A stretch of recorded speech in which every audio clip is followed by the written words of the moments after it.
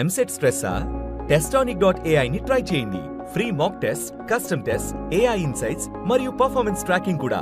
Register now. ఇప్పుడు దేవతల శ్రీదేవి, జయప్రద ఇద్దరు గొప్ప ఆర్టిస్టులే. అయినా ఒక కాంప్లికేటెడ్ సీన్ పెట్టాను. ఇద్దరు సైలెంట్గా ఉండాలి, ఒకరు ఎవరి ముందు మాట్లాడాలని. ఈ గ్యాప్లో ఏం చేయాలి? సైలెంట్గా ఉంటే